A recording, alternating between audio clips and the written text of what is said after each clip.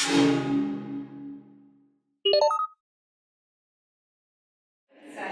of the regular meeting of Fairview District 72 Board of Education. It is September 24th, 2024. It is 7:05 p.m.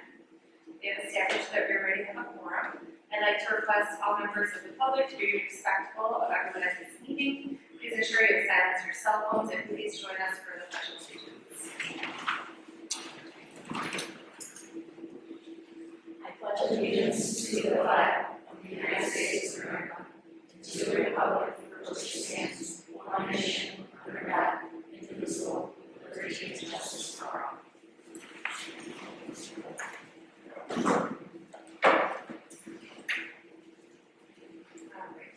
So we are going to start off today with a public hearing on the tentative fiscal year 25 district budget. We have a motion and a second to move into public hearing, please. So, I'll second. Board Secretary, can you please call the vote? Yes. Sargon Pulliana? yes. Jacqueline Boucher, yes. Sergeant Phillip? Yes. Christine Stoika? Yes. Esther Tabuda? Yes. Diane Giacoppi? Yes. Mr. Baird, it's all for you.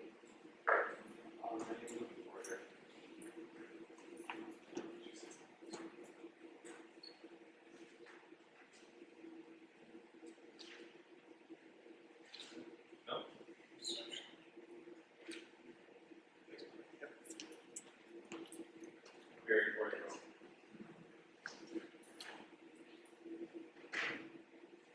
Thank you. Looking at the final budget for the fiscal year 2025 school year. Last month we talked about tentative budget, and we try not to have that many changes between the tentative and the final, and that came to be this year as well. We try and refine all of the expenditures and revenues that we're currently projecting in the month. We're also hoping to get some more of the audited figures. We don't have those yet, so we did our best estimate. It's about the same as we looked at last month, so there's not much changes to report here this month. The operating fund summary, so we're looking at a 3.5% decrease in revenues compared to actual numbers from last year. We mentioned last month a large part of that was due to the $600,000 decrease in corporate personal property tax that we received based on commercial property in our district. That's been a huge decrease over the last 2 years.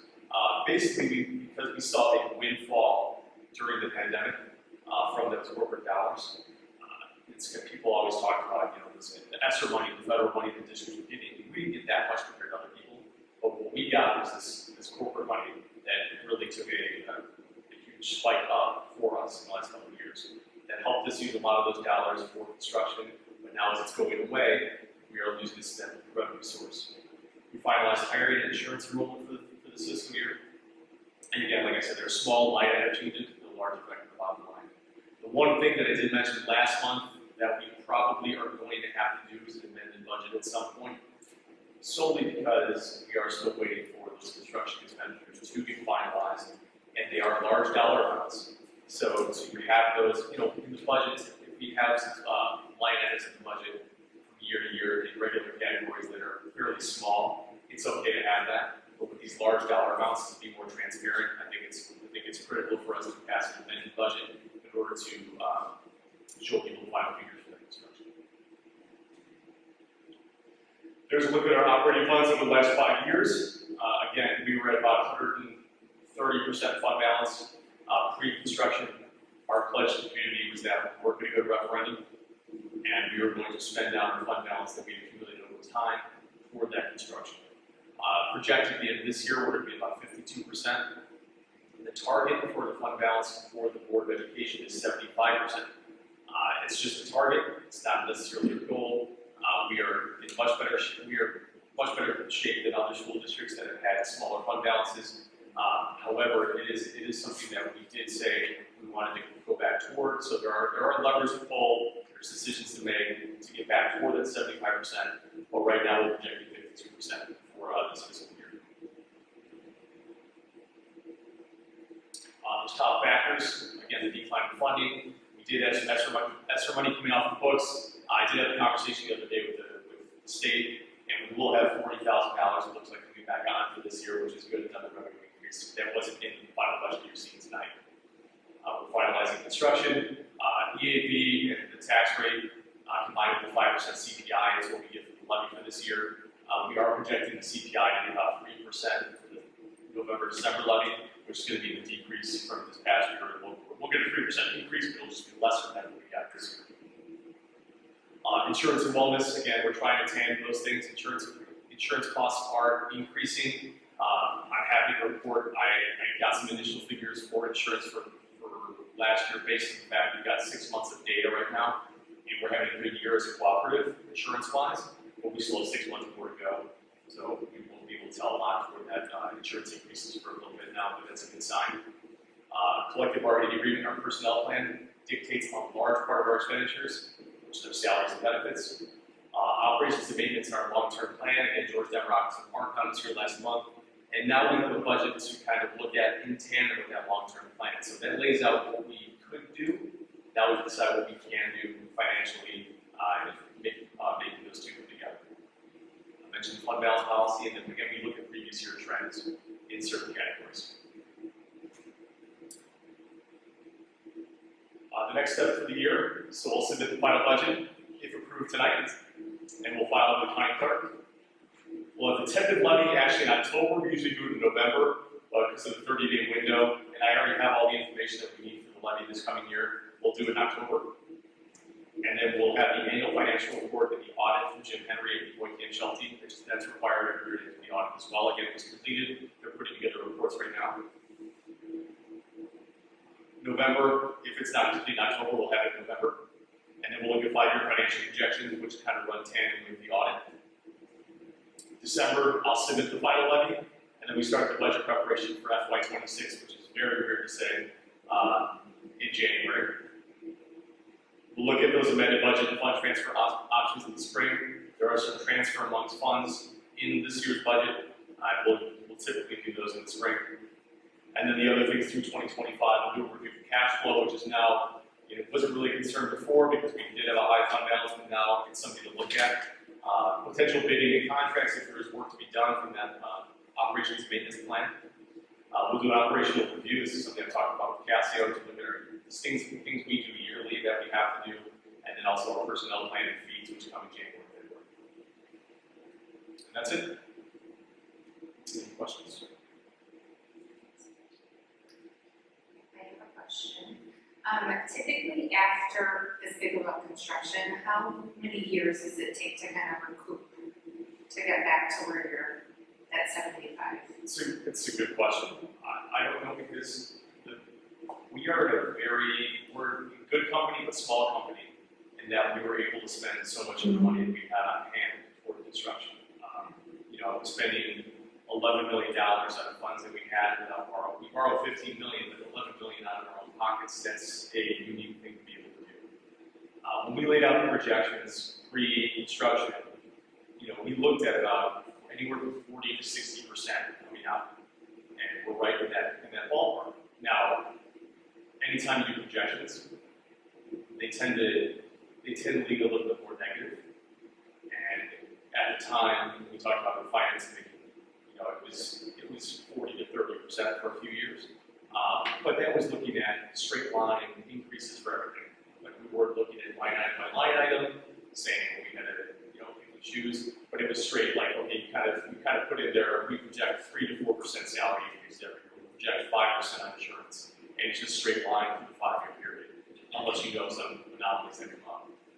So to answer your question, I don't have a good answer for the question, but it's a unique situation in which we are, we borrow as much as we can, and we are not in a position to go for a referendum necessarily to recoup some of that money. And I think there are, like I said, there are some decisions that we can make to get back closer to that number. Is that answer? Yeah. Okay. I'm sorry, what was that? On the deficit, how are you going to balance data? How are we going to balance the deficit? Can we get some extra funding later? In order to recoup some of the money that we're projecting, the deficit. So a large part of the deficit, if you look at the $2.3 million right now, there's 1.1 million of that is construction. So that we know is gonna hopefully be over, and hopefully, we're hoping that that's the final cost. I mean, we're looking at a $1.2 million deficit there. Now, there's money there that we haven't received from preschool that hasn't been budgeted for yet. We've applied for preschool for all grant, that hasn't been put into the budget yet because we don't have a final dollar amount. So that's another amount we can put in. Some of the other things like the reduction in CPPRT is going to take, that kind of stuff is, there's about $800,000 we're talking about right there, where we need to possibly make some decisions. But it's, as far as other revenue streams, we also budget very conservatively when it comes to revenue as well. We hope to. We've been closer to what we actually receive, but we're hoping that there is more money out there that we get that we haven't necessarily budgeted for yet. So that was gonna be my question, Jeff. The 3.5% decrease in revenue equated to about $600,000. How much does that fluctuate year over year? Is it good, is that normal? $600,000 is a large decrease in revenue. No, it's not. It's not normal at all, and that was why we were taken aback by it. It's hurting many districts. Many districts that have large commercial tax bases or have large corporations in their districts that rely on that money are hurting right now. In fact, I was talking to a colleague in District 211, bigger district. They have the same 33% reduction in CPPRT that they're operating in deficit now because they have all this money that they've allocated for expenditures that they're now, it's too late in the game. We don't get that budget amount until the last meeting. We got it right then. So it was right before we did the 10th budget. I don't know, like the negative 3.5% revenue, the $600,000 we kind of paid into it. Local property taxes, we get 5% levy, and then I'm also looking at, we continue down next year, it's about 3% of CPI right now. So it's not going to be the same type of increase we've been seeing. It's not to answer your question, but I mean, it was like very high. But the other thing too is that it wasn't always like we had, there was a year that we had over $2 million in CPPRT money. That was more uncommon than what we're seeing now. The $1.2 million that we're getting now is probably more in line with what we should be getting. It's just now we have to adapt to what the new normal is in that regard. Sure. Anybody from the public want to ask any questions on this topic only? It's very interesting. Anybody else from the board? No? May I have a motion and a second to close the public hearing? So moved. I'll second. Would the board secretary please call roll call vote? Sergeant Philip, Yes. Christine Slivka. Yes. Esther Tamula. Yes. Diana Diakakis. Yes. Sargon Juliana. Yes. Jacqueline Boucher, yes. Public hearing is closed, thank you. And we are now going to reconvene to the regular meeting. We are moving on to approval of minutes of the regular closed meetings of August 21st, 2024. We have a motion and a second to approve the minutes of August 21st, 2024. So moved. I'll second. Anyone have any comments, corrections? Well, all those in favor of approving the minutes of August 21st, 2024, say aye. Aye. Any opposed, say nay. Okay, minutes are approved.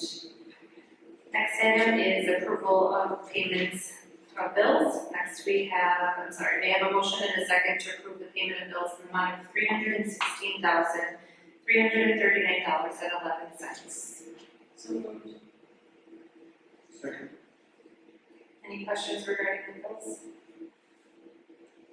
Okay, board secretary, can you please call a roll call vote? Yes. Christine Slivka. Yes. Esther Tamula. Yes. Diana Diakakis. Yes. Jacqueline Boucher, yes. Sargon Juliana. Yes. Sergeant Philip. Yes. Perfect, bills are approved. And the next item is Parent Teacher Association report. We have a representative from the PTA. Good evening. We're off to a great start of the year. I want to first start off with saying a huge thank you to our parents, guardians, our admin, and teachers for joining the PTA this year. We have surpassed our goal this year, and we usually have a lot more trickling in throughout the year as our events go on. So if you take into you guys all, thank you so much. We appreciate it. PT directory is up and running for the community. It was sent out in the PT newsletter this week, and we'll be doing that kind of event for the week. Our huge big event, our first event is the 5K, which is going to be on Saturday, October 5th. Registration starts at 9:15. Bring your shine, 10 a.m. is when this race starts, so please take kids and everyone who is participating in that. We have our first committee meeting October the 8th. Our fall fun pass party is October the 10th. We have 2 stress-free fundraisers coming up, Chuck E. Cheese October the 14th, and my kid's favorite was a company on October 23rd. And our very famous annual welcome party will be Friday, October 25th.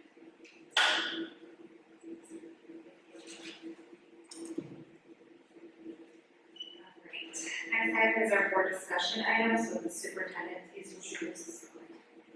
I'm sorry, we are moving on to the school activity report. Does anyone from the board or administration have good news to share from the district?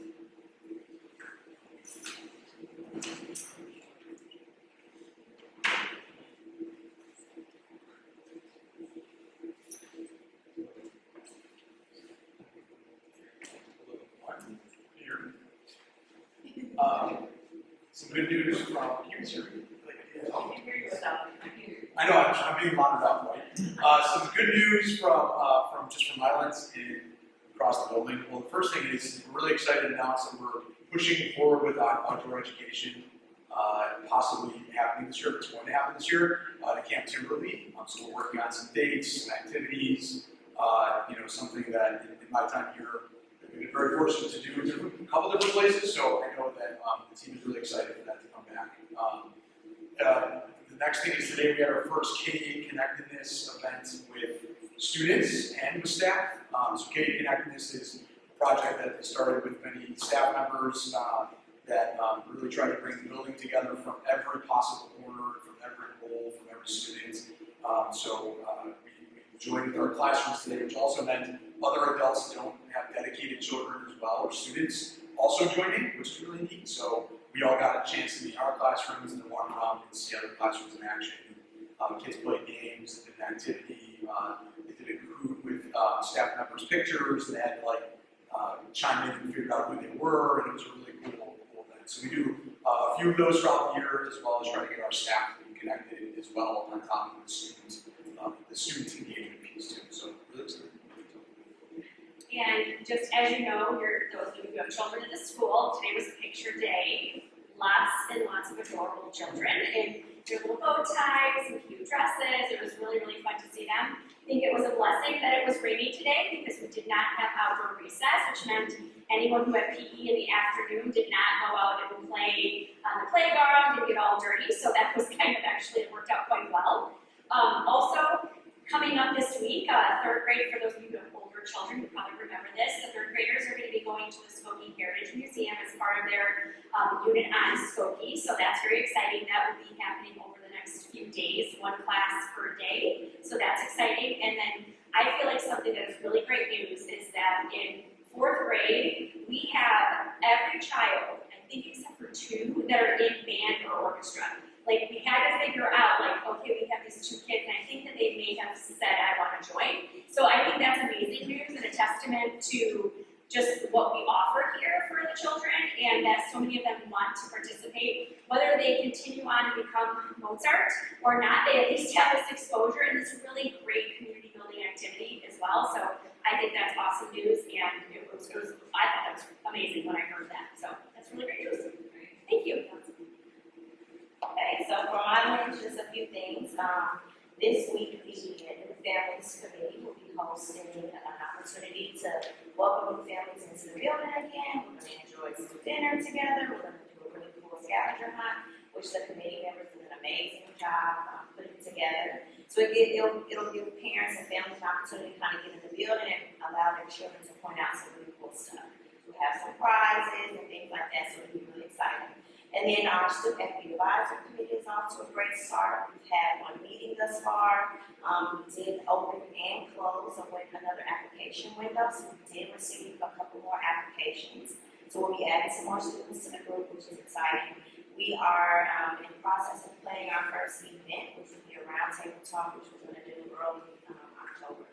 So students are excited about that. And then we have elected to shift a little bit with our, what was once called our parent equity group. We're going to be adopting a new name, our community equity group, which just is encompassing to folks that are part of our fairly community that, you know, community members, staff, and teachers here, and then also parents and guardians, of course, will continue to be welcome to join us. So we've met this year so far, so we're just planning opportunities to, you know, invite parents to come and have discussion and things like that too, and then other learning opportunities. And, oh, one more thing.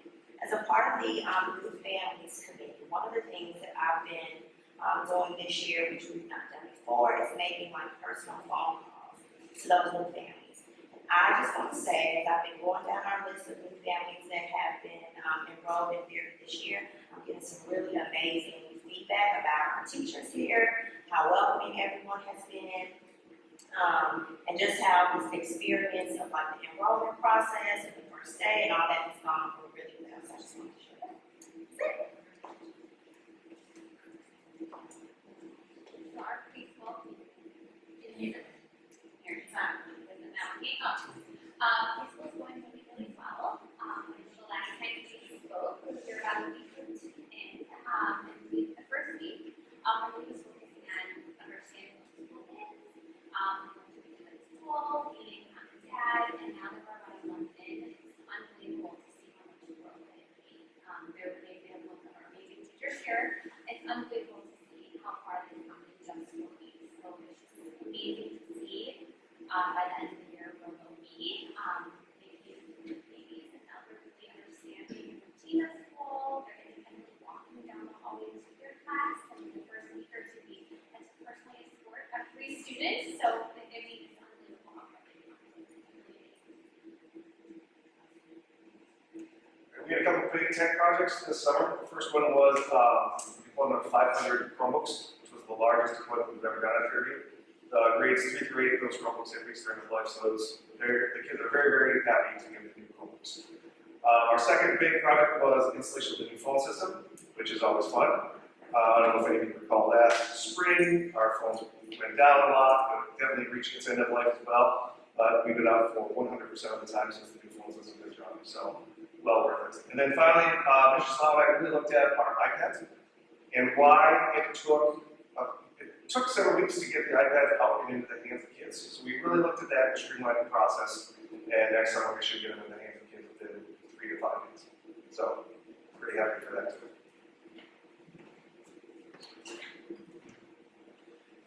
So I mentioned in the presentation that we had our first wellness committee this year, wellness insurance committee this year. So we start planning activities for the whole year. And the stairs had a sweatshirt on, so I love they were wearing the Falcon sweatshirt. There we go. So we had our first event, which was a potluck breakfast, a healthy potluck breakfast. As Karen Kemp was here, she would tell us that everything is healthy and healthy in moderation. So we had a great turnout for that, and then we're already planning everything moving forward. So we're going to have our step challenge, we're going to have our workout challenge, and a number of things that we do throughout the year in order to promote the wellness here at Fairview. So.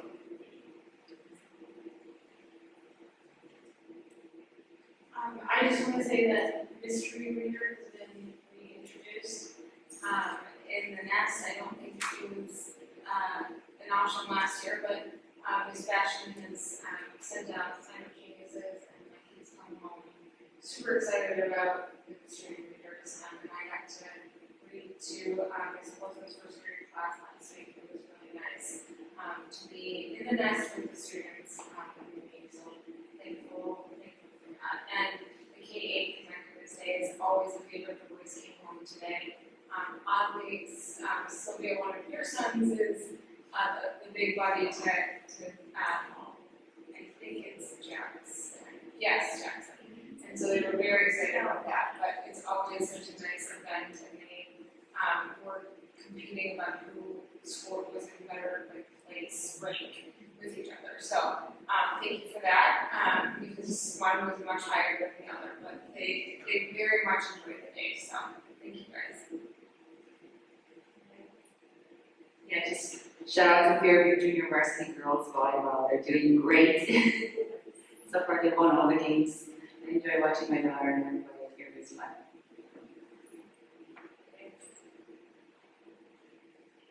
All right, we're gonna move on to board discussion. Yes, board discussion items with the superintendent. Please introduce the reports to the board.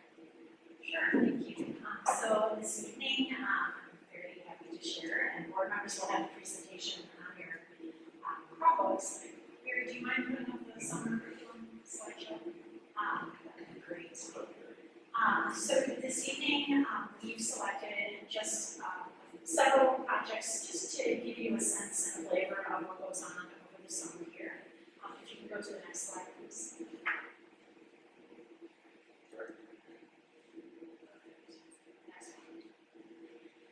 So today you're going to hear about our new report cards. That was something that was worked on over the summer. More about our K-8 Connectedness project, which we had our first event today. We're going to hear about a Diverse Learners project, as well as several projects under the category of student success, and then a curricular update on self-inclusion. So those are a few that we're going to hear tonight. But I included in the presentation, just so you get a sense of, and these are 5 or 6 that we're highlighting this evening, but there were many, many other projects, which included math training. So every math teacher went through a training, that was an online training that coordinates with our learning of math, our new math curriculum. 4th to 5th grade, they worked on a project about transitioning students from 4th grade to middle school, which is a pretty big deal. The evaluation committee met to review our current evaluation plan, to see if there were any tweaks that were necessary. We have a staff development committee that meets over the summer that plans out Monday afternoons. We really try to center those Monday afternoons around what teachers need. And so that professional development is provided those afternoons, but it's planned in partnership with the teachers. We talked about intervention this summer, K-8 Connectedness, Nest, which was sort of a place where kids were getting extra help after school to get caught up on homework, so that's been kind of revamped. The new family committee that Jordan is overseeing for us this year worked on planning their various activities for this year. Platform 72, which you get to see quarterly, their presentation will really work with kids to build those skills. Snowflake, which is that partnership with PTA program for middle school students, and then new teacher metrics, really critical this summer, knowing that we have so many new teachers coming on board this year. So there's just a wide array of different projects, but we'll get started. We have many special guests here this evening, and we're going to start out with Deanna on K-8 report cards. So Deanna can make her way up. For those of you that don't know her, Bree is a 4th grade teacher.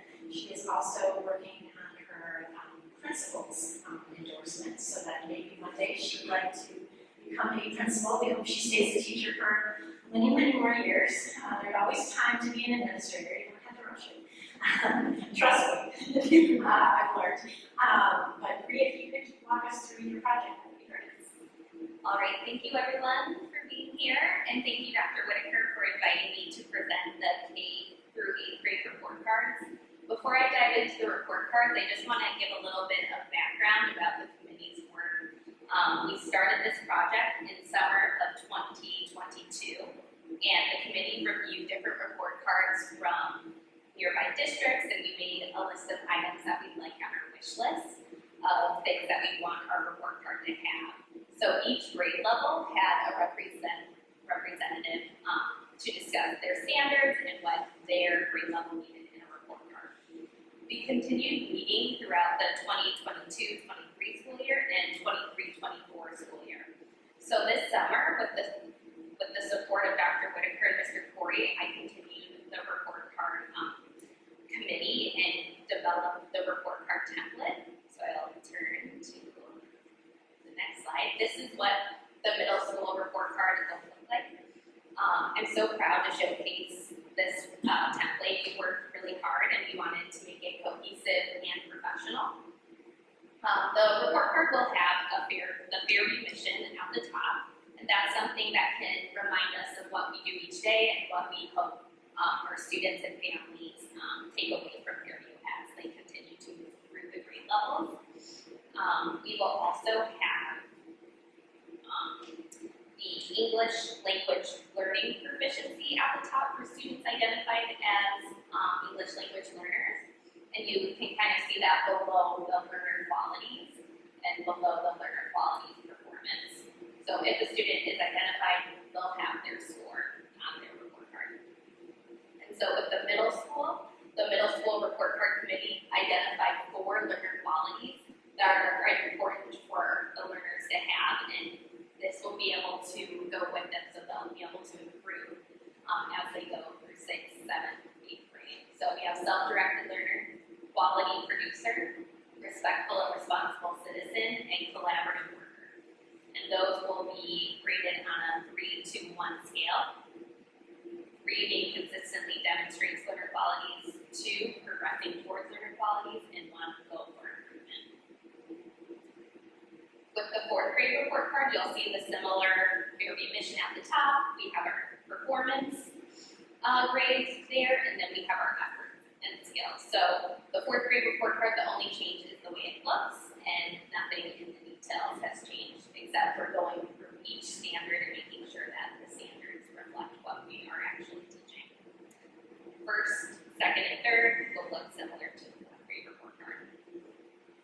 And then here is our kindergarten report card. So in the past, the kindergarten team used Google Docs to complete their report card. So now we'll be using the PowerSchool system, which all the other grade levels have been using for a few years. And this report card is in line with the standards that they teach every day. So they will have meets, approaching, and learning the standard, and this is nothing that has changed from their report card except the way it looks. So we'll be training staff this week, 5th and 6th and 7th week this week, about how they will be inputting the data into the report cards. And then we're hoping to share the report cards with families and guardians soon. But I want to thank the report card committee for their support and their hard work. Questions from board members? So when Marie mentioned sharing it with families, we want to share the template prior to the students actually having grades. So that parents can kind of familiarize themselves with the new format, kind of know what to expect before the actual grades come home that first quarter or the first trimester. So will this be available or email? Question? Yeah, so with PowerSchool, you will be able to log into your PowerSchool portal and download a copy of the report card. And that will be a video and the directions will be very clear, and that will be sent home to families as well. Any questions? Thank you. Alright, next up, we have Kelly Wagner, who's going to be talking about K-8 connectedness a little bit more in depth than, I know she's giving Mike a hard time because he stole Oh my her God. thunder. I stole my whole presentation. Yeah, Kelly is also a 4th grade teacher, and has really taken on sort of the leadership of this K-8 connectedness committee, which we appreciate, so thank you. So thank you for having me tonight. Just a recap of K-8 connectedness. It started as part of the strategic plan in the 2022-2023 school year as a way to build relationships between primary and middle school classes. Being the unique situation of being a K-8 building, we really wanted to capitalize on those opportunities. And we also wanted to find ways for colleagues to find ways to connect with each other throughout the school day with people that they don't necessarily see throughout the course of their teaching schedule, and also find a way for our staff and students to give back to the community. In 2023-2024, we kind of shifted what K-8 connectedness looked like. Each primary class was paired with an advisory class. They met formally 4 times last year. The first session was a kickoff, getting to know you session, and then the other 3 sessions rotated between a service project, reading with their buddies, and playing games. And then for the staff, we started a book club and walking groups as opportunities to promote staff connectedness outside of the school day. This year, book club has gone virtual, but we loved the opportunity to get together and talk about the books we read. We found that people were being pulled in many directions. So we created a Padlet where people can put their book recommendations in and give a little synopsis so that people who do enjoy reading can go and find a book that they might enjoy.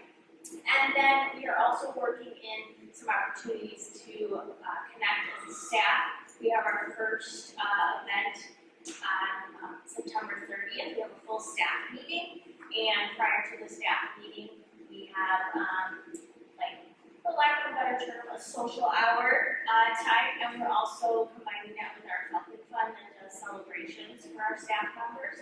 So it'll be a great opportunity to get together, socialize, celebrate some weddings, and then roll into our full staff meeting, so we're all together to hear that information at the same time. As Mr. Rebecca previously mentioned, we have a special activity each of the 4 times, today being our first one, the meet and greet. All of the activities are pre-planned, so the teachers do not have to create something on their own. They're welcome to stray from the provided materials, but we wanted it to be as easy and seamless as possible and not add any more work to anyone's plate. So today was the first event. It was great. My group had a fantastic time. They were paired with 8th graders, and the 8th graders did a really great job of being role models to those 4th graders as well. So that was nice to see. Our next event is going to be in November, and all groups are going to be doing their service project. We are partnering with Meals on Wheels to decorate bags for their meals, and then we are partnering with, I forget the name of it now, another group to create holiday cards for veterans, and then those will be sent out so that they are received in time. And then February and April will be our reading and games activities. We got a lot of positive feedback about doing those activities with the kids. Everyone loves playing games, reading books, so we thought that it would be a good idea to continue those. And all of this kind of goes back to our theme of K Connectedness, which is Fair View Reads Together, Fair View Plays Together, and Fair View Gives Together. Questions? I love this. Yes, Terry. It's just like Those virtual, how they access the virtual, when you go virtual, where they access from the school, because Are you talking about the book club for the teachers? Oh, learn how to access the Padlet. Oh, I sent out a link with all of it, and then people can post their books on there and say, you know, this was a good mystery book, it had a twist ending, and then you can look through the reviews and see if something catches your attention. Yep. All right. Thank you. I'm happy to hear you. Next up, Sandra City is going to share about the Diverse Learners Project. Sandra is one of our primary special education teachers, and this year a preschool teacher for the first time. So welcome. Thank you for having all of us present tonight. So this is just like a snippet of our entire presentation. We took parts of it. We also gave this presentation to our staff during our Institute Day, and we plan on also doing another presentation at our next primary meeting. So research for diverse learners. COVID has drastically changed the base of education and the needs for our learners and their families. Language surrounding our diverse learners are also changing, and then providing supports, ideas, and resources and collaboration that we can use in our classrooms throughout the year. So another resource for teachers. This doesn't take the place of our MTSS or any of our other things or our tiered interventions. It's just another tool for teachers for when they have a diverse learner or somebody that needs a regulation break or something that they can go to quickly and easily to provide support. So we included different CD, and many of our teachers have these in our classrooms, but some don't, just for lack of either not trying it, or one person may have it, and then somebody might think, oh, well, because that person has it, then we need 20 of them, which is not the case. So lots of times, you know, a student may just try to sit in a cube chair, sit in it, like it, and then other children can't, and it is not distracting to anybody. But all of these materials can be used in the classroom. And out of this presentation came a resource room where a lot of the materials are being stored. So teachers can check those out and try them on different students to see if it will help somebody, focus again on a math lesson because they're a little dysregulated from something else that happened in the classroom. But giving them that TheraBand under their desk and having their feet bounce a little bit might help them then pay attention to that math lesson. Or giving them a poly spot on the carpet might keep their body a little bit more to themselves versus maybe touching somebody who, might be distracting for both of them. Also classroom tools, many of us have time timers in our classroom. These are the visual ones, the red. They don't make any sound. They can if you want them to ding, but they don't have to. There's no ticking, there's no anything. So lots of times teachers just call attention to say that this is how much time we have. And for our students who need to see a visual reminder, saying we have 5 more minutes of math, that can seem like a lifetime to some of these students. But seeing only a little red square versus, hey, you just did all this white, you only have 5 left, you can do it. So just those visual timers really help. Weighted blankets help some of our students just who are a little bit more wigglier and just need a little bit of relaxation. Classroom dividers, we have many of these. And we are so lucky to have the district and the board provide these for our classrooms because lots of these are expensive. They do cost, and we are so fortunate to have many of these supports in place. Fidgets and noise-canceling headphones. Many of our students wear the noise-canceling headphones, and we have pencil grips throughout our classrooms. And then the other thing that is also in our presentation is just like strength-based methods and the value of that capacity and skills and the knowledge and the potential individuals in the communities that these learners have many strengths, even though they have many challenges. Their strengths and their spins, those special interests, really make them who they are, and just knowing part of that can help them just learn. So some of these resources used to be really more for students with IEPs or special education students, but what we've learned is that our students have changed so much over the years that these tools can support any student, really. And so we're trying to have teachers kind of test things out. If they have a student who's a little bit more wiggly, maybe having that TheraBand under the desk or having a fidget in their hand to help them focus a little bit more. So we're just trying to have a resource for teachers so that it isn't always, that the child needs a pull-out or that the child needs something else. We're trying to do in the classroom. So, any questions on this one? As a mom of a son who I think has a seating chair that helps because he is having trouble focusing and not moving. I'm very grateful that we do have these resources and teachers who can identify the students who may need that support because I think that's a huge thing is to be able to realize and meet the students' needs. Classroom of 20 kids is hard, but we're very lucky here at Fairview, the resources and the teachers that can swap that and provide something to help them. And I will say it's improved, or I've heard that it's really helped him focus more during some of that structure time where he's having difficulty. So, thank you for that. Okay, next up we have Sean Masterton, our student success coordinator. Sean has entered year 2 and just has been running around and doing lots of new stuff and spending time with kids, but we couldn't be more pleased with all of that. But tonight he's going to talk about several projects that sort of fall under the umbrella of his responsibility. So, welcome. Good evening. Thank you for inviting me. I'm excited to introduce and report updates to our after-school nest program, which will be known moving forward as catch-up time. This is so we don't confuse it with the location that we now call Nest. Catch-up time is an after-school program that helps support students with their academics. Catch-up time will now be held after school for 5th and 6th graders. We are working to find a new location to reduce distractions from that Nest location. 7th and 8th graders will have catch-up time during lunch. We found this to be more effective because there are a lot of sports conflicts after school. During our grade level problem solving meetings every 3 weeks, we will reevaluate the students in catch-up time. Our goal is either to exit the students who have made sufficient progress or to identify additional interventions if enough progress has yet to be made.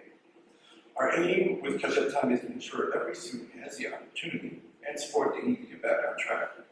We believe these changes will enhance the effectiveness of our program and help our students achieve their academic goals.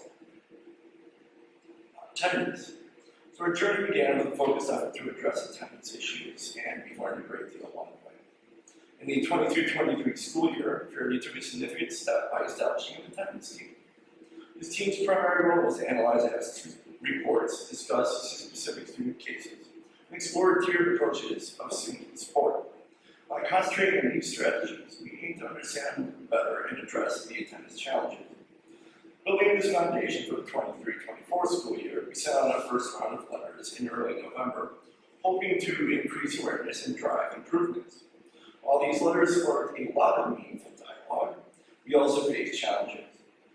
Volume of responses made it difficult to maintain the consistent communication we had envisioned. To streamline our efforts and enhance our approach, we have outlined several key goals. Attendance targeting manual. We plan to create a comprehensive manual drawing inspiration from successful models in other districts. This will provide clear guidelines and procedures for managing attendance and targets. An attendance flowchart. We are developing a flowchart that illustrates the layers of our interventions. Positive behavior incentives. We aim to introduce celebrations for attendance and explore other positive reinforcement strategies. These incentives will recognize and reward students for their commitment to regular attendance. Public school integration. As shown earlier, the new report card has a large section for absences. Looking ahead, we have several key actions to undertake. Digital tool for explaining attendance. A digital tool will allow families to understand how our attendance program functions through email or web page on the school website. Clarification and communication. The manual and flowchart will help clarify questions and streamline processes. We also plan to provide frequently asked questions resource based on in-speech presentations to address common concerns and queries. Monthly attendance updates. We are looking to send a monthly attendance email focusing on students absent more than 10% of the 100 week school days. By focusing on these areas, we are committed to improving attendance, fostering engagement with parents, and ultimately supporting the success of every student. 4th to 5th transition. So transitioning from 4th to 5th grade is a significant milestone for our Fairview students and their families. The period of change can be both exciting and a bit daunting. And it's our goal to ensure that our students feel prepared, supported, and enthusiastic about this next step in their educational journey. In past years, we've offered several valuable resources to help ease this transition. We hosted an evening orientation in May where parents and guardians learn more about the upcoming changes. Over the summer, we provided building tours, allowing families to familiarize themselves with layout and locations of important spaces. In August, our Walk Your Schedule dates allow students to practice navigating their routines and check their lockers, helping them feel more comfortable before the school year began.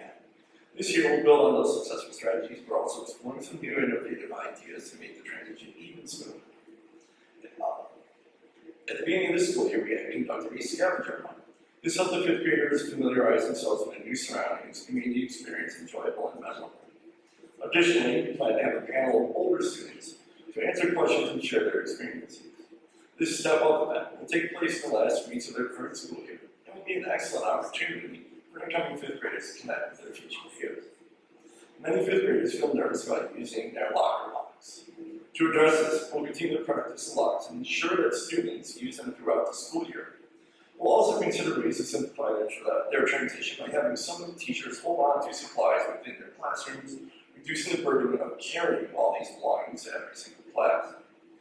Our end of the year fly up event will give 4th graders a chance to switch classes with the 5th grade team, allowing them to experience the future environment firsthand. We'll also discuss electives and summer reading during this time, helping students feel more prepared and excited about the upcoming school year. We aim to make the transition from 4th to 5th grade as smooth as possible and enjoyable. By continually reflecting on our past efforts and embracing new ideas, we're committed to supporting our students every step of the way. Thank you for your continued support and dedication to our students' successes. Questions?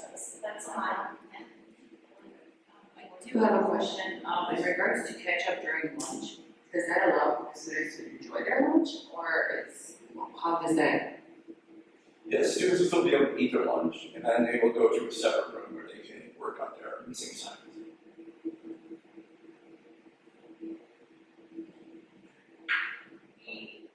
I think what you're getting at is, recess and lunchtime is the time for kids to kind of get a break. And so if they were to have to work on catching up during lunch and recess, it would seem like, gosh, did they ever get a break today? But, we feel that, our students are lucky in that we have gym every day. All of our students have gym every single day, so they do get that movement break. In some grades, they have additional recesses, not in middle school. But the missing assignments and missing work is really compromising their achievement levels. And some students just cannot get it done at home, for whatever reason. The parents may be working to try to, continue to support the family, and they don't have enough to support at home. This way we can have students in a structured environment, give them the support they need to get those assignments done. It's just another post-COVID issue that we've had. We don't want to take away their after-school activities because we also think that's really important too. So, hopefully through this catch-up program, they stay more on top of their assignments, they're feeling good about themselves, and hopefully the missing assignments or incomplete assignments become fewer and fewer over time. It would be our hope that after spending some time in catch-up, they think it's important enough to get the work done, or maybe the structure is really helpful for them, and this is a way for them to be able to finish their homework and have that help from the teacher. So we're very sensitive to allowing kids to have breaks during the day, but at some point when you have so many missing assignments, we have to step in because they're not getting the material, and that puts them at a disadvantage. So some staff. Yes. Yes. Any other questions? Thank you very much. Thank you, Sean. Next up is Daniel Gillespie, who is going to be talking about our second grade curriculum update. Welcome, Daniel. Is this a first for you? No, when I presented on behalf of some details. Oh, okay. A All lot right. different. Okay. Well, welcome. Okay, thank you for having me. It's nice seeing many of you. I've learned to talk to your children, or coach your children, or may do so in the future. The kids always say I talk lots, and my kids is very brief. I'm not sure how much into geography and reading you guys are all in, but my colleague, Richard Morrow, and I, we have the pleasure of teaching a very unique world geography curriculum for social studies that focuses not only on the geographical aspects of the world, but also the cultural aspects of these regions as well. The world's ever changing, and we like to use this time to kind of refine what we're doing consistently and to delve deeper into kind of the current events that are occurring throughout the world. We cover Latin America, Europe, Central Asia, East Asia, and Africa, and a little pocket that we felt was a little underrepresented with Southwest Asia. If I were to spend an entire year on this one specific region, I'm sure we would fill the year with a lot of teeny information classes, but we have to make choices on what we focus on. Typically, at every social studies unit, we cover the geography of the area, which is physical features, topography, and also a political understanding of the region as well too. And then we delve into some elements of culture. For more specifically, Asia, we focus on diplomacy, and focus on economy as well too, and governments in the region. The three countries we want to cover during this unit are Saudi Arabia, Iran, and Afghanistan. Saudi Arabia is a petrostate, which means a lot of their economy is centralized within oil, which is a very good thing. Monetary gains also can be very, very have a downside as well too, due to it being a finite resource. So we are going to explore also that dependence and also their Vision 2030, which is their strategic plan for the next decade to kind of move away from their oil-dependent economy and revitalize their economy in other ways, such as tourism and things like that. We transition to Iran, which is another regional powerhouse in the area. They have an economic rivalry and also a diplomatic rivalry with Saudi Arabia, and also there's some diplomacy issues with the United States as well too, that I hope to cover in the next 7th grade lens. And then we also explore the human rights of the country, specifically with women and the inability to access education and careers as well too. And then we do a historical overview of Afghanistan as well, because that transitions us to our interdisciplinary approach to our reading unit, which is a new story story we're incorporating this year called The Breadwinner by Deborah Ellis. Very, very quickly to summarize, it follows a protagonist named Rubana, who is an 11-year-old girl in Afghanistan, and it takes place in the 1990s, right when the Taliban takes over the country. It's a very short read, very powerful, and explores the identity of women, especially in this region of the world. We aim to kind of do both units at the same time, so that we can incorporate elements of the reading curriculum, social studies, and vice versa. That is all I have for you today. Are there any questions?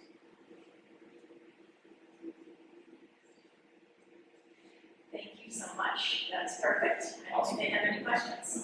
But this is typical of the curriculum updates that teachers do over the summer. This is just one example, but there are many where we take the time over the summer to think about what we're doing, how we can improve upon what we're doing, keep it creative, and allow kids to feel really engaged. So I think this sounds really great, and I'd like to do that. So yeah, there's that. It's a trilogy as well, too, so typically the kids get involved. Thank you. So for everyone here tonight, I just have to say thank you. I'm more proud of all of you guys. I know you don't really love standing up at the podium and speaking at board meetings, but you did an amazing job. And seasoned professionals have done it a million times, so thank you for that. Are there any other comments or thoughts from the board before we let them head out? Just as a parent and as a board member, it's like very impressive. Your like heart shines through all the work that you guys did. It's very impressed and very blessed that we are here. So thank you. Yeah. That's your cue. Head out. And she'll be back here in 12 hours.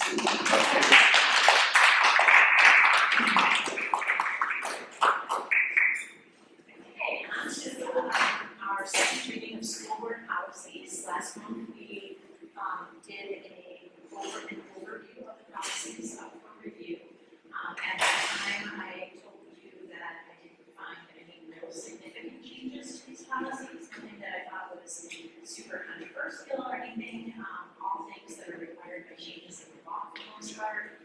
So I would be open to entertaining any questions that board members have. Otherwise, towards the end of the meeting, when we get to the action items, these policies will be up for board approval. So if there are questions, now's the time. Otherwise, we can carry on to the next. Good, okay. Next up, the superintendent's report. I'll just touch briefly on the strategic planning. You heard from Dr. Zaboka at your last meeting. We are working on a postcard with a QR code and a link to a community survey. So we're hoping that postcard will get mailboxes around the first week in October. It'll be open for about 2 weeks, and then it'll close. And then we're looking to convene our first strategic planning session early on in November. So more to come on that, but that is something that has been a focus the last couple of weeks. We had our new teacher meet and greet. Thank you all for being here extra early tonight to get to meet our new teachers. I think it's very important that they feel welcomed by the board and then have an opportunity to get to know them a little bit better. We are working to plan our October Institute Day. That day will be spent our reading curriculum day. We'll be hearing publisher presentations from various reading publishers. So we're starting that process. We are going to be doing an evacuation drill with our faculty. So in the event that we had to evacuate to another location, we're going to be literally walking our staff, if it's nice out, through that to really evacuate to. We don't make these plans public because potentially someone who wants to cause us harm, that would be sort of tipping our hand as to where we're going with the children, so we don't share that information publicly, but do know that we take it seriously and do practice it. We will not practice it with our students because being a K-8 building is really not developmentally appropriate to be practicing evacuating and moving away from the school with very young children. It can be traumatic to them. We believe that our students follow our teachers' leads, and when there's an emergency, if they need to do anything, that they're going to follow directions and do what they need to do. So that will be the October Institute Day. There will be many other smaller things going on throughout the day, but those are some of the excited to introduce a new event this year in collaboration with PTA. We're going to be sponsoring a Halloween white party for students who have sensory issues. The big PTA party, it's a very overwhelming, exciting, loud event with a lot going on. And for some of our students, it's not enjoyable. It's just too much going on. So a team of teachers, including some people in the audience, are working with us and the PTA to create a calmer, milder, gentler Halloween party that we will be inviting specific students and families to, so that they can enjoy a Halloween event at school as well. Not to say that they may not then head over to the big Halloween party too, but for some families this will sort of be the one stop because that's what our children need. So really excited about that. I think it's a great addition, especially with our new TDSE classrooms here. This is something that will meet the needs of those students and help them feel welcome as well. They are our students, many of them, most of them are our Fairview residents, so really thinking about how to accommodate what those children need in this sense as well. We do a lot of educating here, but we also want them to feel part of the community. So that's my report. If anybody has questions about anything you saw on there. Okay. All right, we are moving on to board committees and representatives. We'll start with NCDSE. Jackie, are there anything? Sure, so we met, our last meeting was August 19th. It's been almost a month. We're meeting is this Thursday, so the topics are kind of start of the school year. It was a successful school. Starts the school year, which was August 19. They introduced a new Malloy safety program. There's a new class in House West here at Clearview, and there is a new NCTSC website that launched. If anybody wants to check it out, nctsc.org. And we also did an exciting topic on the fiscal year 2025 budget. And we have an upcoming meeting on Thursday, so next meeting I'll have And Christine, any other additional updates for the PTA? All right, we're going to go to freedom of information. Regarding freedom of information act requests, I can report that there weren't any freedom of information acts received since the last board meeting. And we also did not receive any information items or correspondences for September. We're going to move on to public comment. At this time, I'd like to invite members of the audience to address the board in public comment. Public comment period is designed to gain input from the public and not for immediate response by the board to the question or comment presented. If you wish to address the board, please come to the microphone and state your name. A 3-minute time will be set, and the board secretary will keep the time.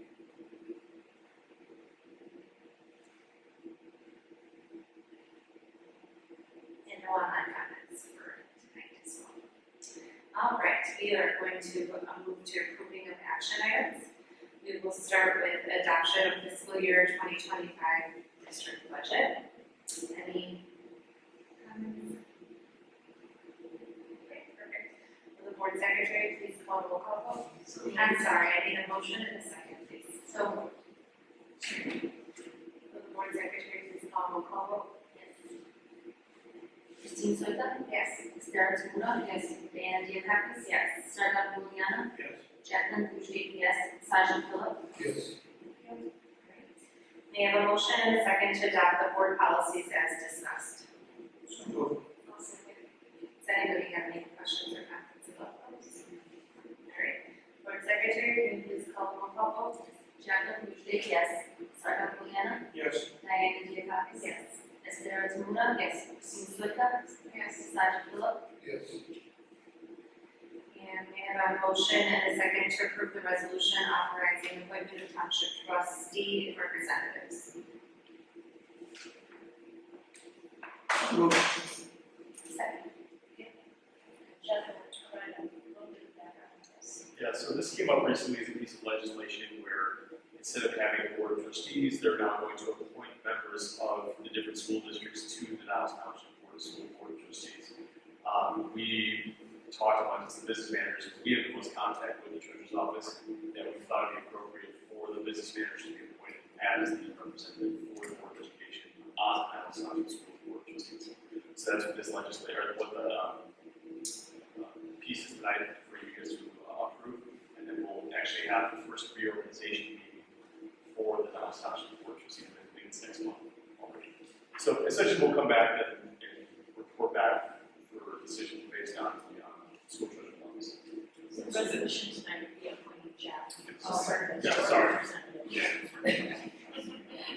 Sorry.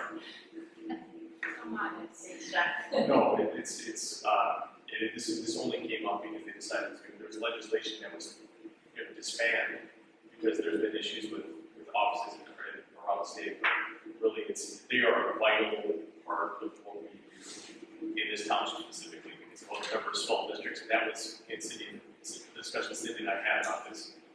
We felt very strongly that this was the direction to go, and that we very much value our relationship with Dallas Township Treasurer's Office, more so than other districts that have the same kind of arrangement. Just gonna repeat myself. Can we have a motion and a second to approve the resolution authorizing appointment of township trustee representative Jeff Bader? So moved. Second. Will the board secretary please call roll call vote? Sergeant Philip, Yes. Jacqueline Boujde, yes. Sergeant Miliano, Yes. Diana Gephardt, Yes.